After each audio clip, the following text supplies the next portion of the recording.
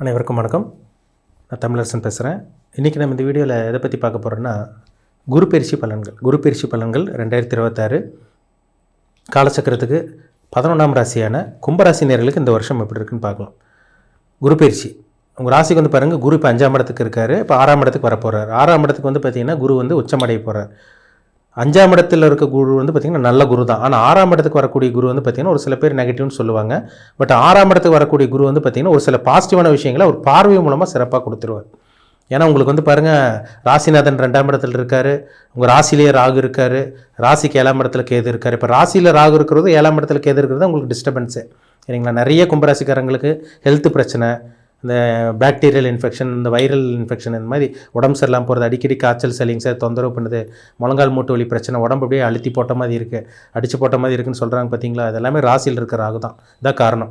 ஏன்னா உடம்பு மேலே சந்திரனா உடம்பு மனசு அது மேலே ஒரு இருள் கிரகம் சூழ்ந்துருச்சுன்னா அப்படி தான் அங்கே இருக்கும். டயர்டாக இருக்கும், அப்படியே போட்டு அழுத்துற மாதிரி ஒரு கனமாக ஃபீல் பண்ணுற, வெயிட்டாக ஃபீல் பண்ணுற மாதிரி இருக்கும்.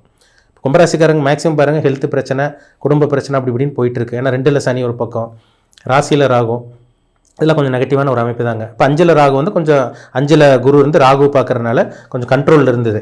இப்போ ராகு வந்து பார்த்திங்கன்னா ராசியில் தான் இருப்பார். டிசம்பரில் தான் உங்களுக்கு ராகு கேது பயிற்சி நடக்கும்.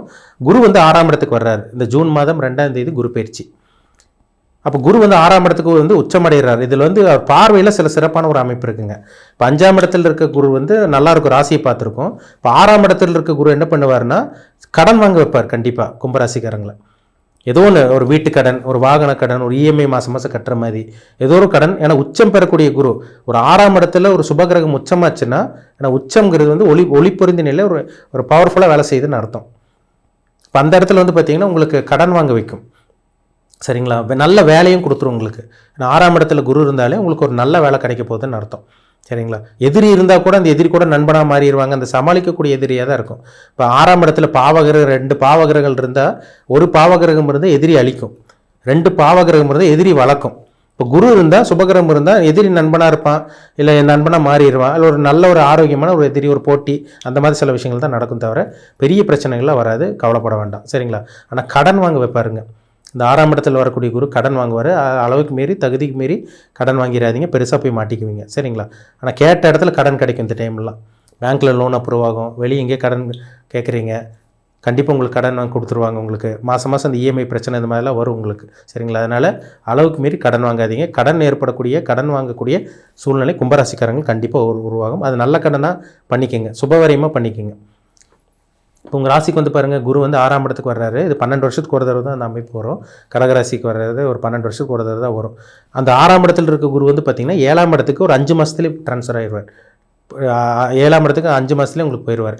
அக்டோபர் கடைசியிலே வந்து பார்த்திங்கன்னா குரு 7ஆம் இடத்துக்கு அதிசாரமாக போவார். அக்டோபர்லேருந்து ஜனவரி கடைசி வரைக்கும். அப்புறம் 3 மாதம் 7ஆம் இடத்துலேருந்து மறுபடியும் 6ஆம் இடத்துக்கு வருவார். அப்போ இது ஒரு நல்ல ஒரு அமைப்பு தான். அப்போது ராசியை பார்த்துருவார் உங்களுக்கு. சரிங்களா? அதனால் பெருசாக பாதிப்பு இருக்காது. டிசம்பர் மாதம் வந்து பாருங்கள், டிசம்பர் மாதமும் உங்களுக்கு ராகு உங்கள் ராசியை விட்டு கீழே இறங்கிடுவார் உங்களுக்கு. அது உங்களுக்கு ஒரு ப்ளஸ் பாயிண்ட்டு தான். அதனால் வந்து பார்த்திங்கன்னா பெரிய அளவுக்கு பாதிப்பு இருக்காதுங்க.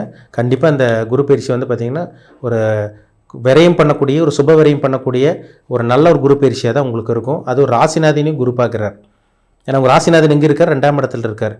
ராசிக்கு வந்து பார்த்திங்கன்னா ராசிநாதன் வந்து 9ஆம் பார்வையாக உங்கள் ராசிநாதனை குரு பார்க்குறாரு. அப்போ இது ஒரு நல்ல ஒரு அமைப்பு தான். ராசிநாதனை குரு பார்த்துட்டாலே வந்து பார்த்திங்கன்னா துருதுருன்னு செயல்படுவீங்க. வேலை விஷயமா, தொழில் விஷயமா அங்கங்கன்னு போகிறது, பணத்தை நல்லா சம்பாதிக்கிறது, குடும்ப பிரச்சனையை சால்வ் பண்ணுறது, எல்லாமே தீர்க்க வைக்கும் குரு. ஏன்னா 2ல் சனி வந்து குடும்ப பிரச்சனை கொடுக்கும், பணப்பிரச்சனை கொடுக்கும், வாய் பேசி மாட்டிக்குவீங்க, வாயால் கெடுவீங்க. இதெல்லாம் நடந்திருக்கும் உங்கள் வாழ்க்கையில். நல்லது பண்ணி கெட்ட பேர் வாங்குறது, நல்லது பேசி கெட்ட பேர் வாங்கின கும்பராசிக்காரங்க நிறைய பேர். ஏன்னா நாக்கில் சனி இருக்குது உங்களுக்கு. இப்போ வாயால் தான் பிரச்சனை வரும். இப்போ இந்த குரு 2ஆம் இடத்தை உச்சம் பெறக்கூடிய குரு 9ஆம் பார்வையாக உங்கள் ராசிக்கு 2ஆம் இடத்தை பார்க்குறாரு. அப்போ இதெல்லாமே கொஞ்சம் கண்ட்ரோல் ஆகும். சுப விஷயங்கள் நடக்கும், குடும்பத்தில் நல்ல விஷயங்கள் நடக்கும். குடும்பத்துக்கு தேவையான பொருட்கள் வாங்கி போடுவீங்க. ஒரு ஃப்ரிட்ஜ் வாங்குறது, வாஷிங் மிஷின் வாங்குறது, சோஃபா வாங்குறது, கட்டில் வாங்குறது, இந்த மாதிரி சில விஷயங்கள், ஏசி வாங்குறது, இந்த மாதிரி சில விஷயங்கள்லாம் வாங்கி சந்தோஷப்படக்கூடிய ஒரு நல்ல ஒரு வாய்ப்பாக இந்த ஜூன் 2ஆம் தேதிக்கு அப்புறம் உங்களுக்கு அமையும். அப்போ 2ஆம் இடத்தை குரு பார்க்குறது வருமானத்தை கொண்டு வரப்போகுதுன்னு அர்த்தம். கடன் 6ஆம் இடத்துல இருக்கிறது கடனை கொடுக்க போகுதுன்னு அர்த்தம். கடன் வாங்குவீங்க, பிஸ்னஸ் பண்ணுவீங்க, முதலீடு போடுறீங்க, கடன் வாங்குறீங்க, பிஸ்னஸ் பண்ணுறீங்க, அதில் முதலீடு போடுறீங்க, அதில் பணம் வரப்போது, மாதம் இஎம்ஐ கட்ட போகிறீங்க. இந்த மாதிரி சில விஷயங்கள் நடக்குங்க.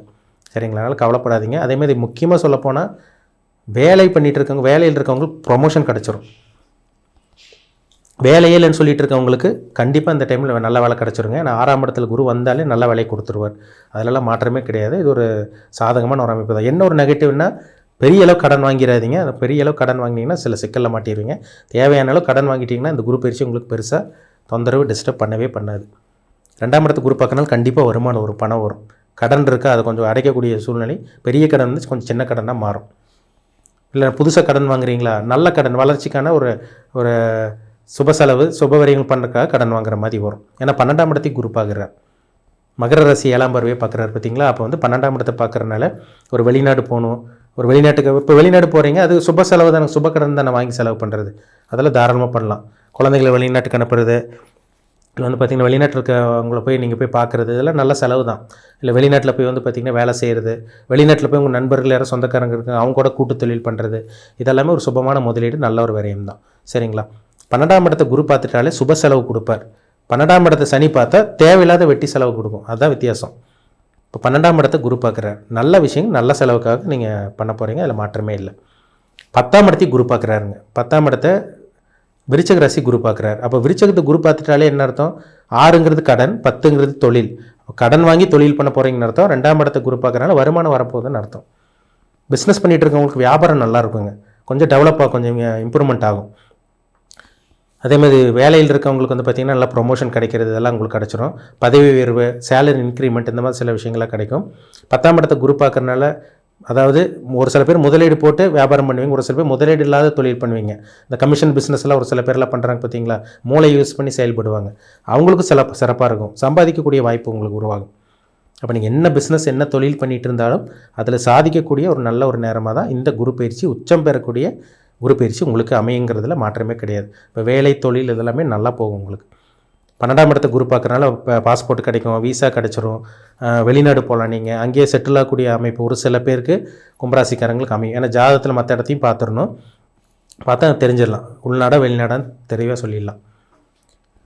2ஆம் இடத்தை குரு பார்க்குறது ஒரு சிறப்பான ஒரு அமைப்பு தாங்க. இது ஒரு சாதகமான ஒரு அமைப்பு தான். அதனால் பணப்பிரச்சனை, பண கஷ்டம், கடன் தொல்லை, கடன் நெருக்கடி, கடன் கழுத்து நெருக்கின்னு சொல்லிட்டு இருந்தவங்களுக்கெல்லாம் ஒரு சொல்யூஷன் கிடைக்கக்கூடிய ஒரு நல்ல ஒரு காலமாக இந்த காலம் உங்களுக்கு இருக்கும். பயன்படுத்திக்கிங்க. இது ஒரு சிறப்பான ஒரு காலகட்டமாக உங்களுக்கு இருக்கும். சரிங்களா.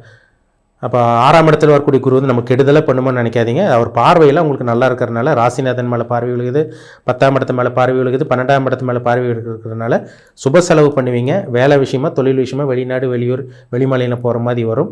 நல்ல விஷயத்துக்காக செலவு பண்ணுறது, சுப விஷயங்களுக்காக செலவு பண்ணுறது, அத்தனை அமைப்பு இந்த காலகட்டங்கள் உங்களுக்கு அமையும். திருமணமாகாமல் இருக்கவங்களுக்கு திருமண வாய்ப்பு கைக்கூடி வர்றதெல்லாம் நடக்கும். உங்களுக்கு எல்லாமே உங்களுக்கு சாதகமாக இருக்குது. இப்போ உங்கள் ராசிக்கு வந்து பாருங்கள், நீங்கள் என்ன நட்சத்திரம், ஃபஸ்ட்டு கும்பராசி தெரிஞ்சிருச்சு. என்ன நட்சத்திரம், அவிட்ட நட்சத்திரமா, சதய நட்சத்திரமா, பூரட்டாதி நட்சத்திரமா, என்ன நட்சத்திரத்தில் பிறந்தீங்க, என்ன நட்சத்திர பாதத்தில் பிறந்திருக்கீங்க, இப்போ உங்கள் வயசு என்ன, இப்போ என்ன தசாபுத்தி போயிட்டுருக்கு, இதெல்லாமே உங்கள் தனிப்பட்ட ஜாதகத்தை பாருங்கள். அதை பார்த்தா தான் இந்த குரு உங்களுக்கு சப்போர்ட் பண்ணுமா, சப்போர்ட் பண்ணாதான் தெரிஞ்சுக்க முடியும். ஜாதகத்தில் கிரகங்கள் கட்டுப்பட்டு தாங்க இந்த கிரகங்கள் வேலை செய்யும், கோச்சார கிரகங்கள்.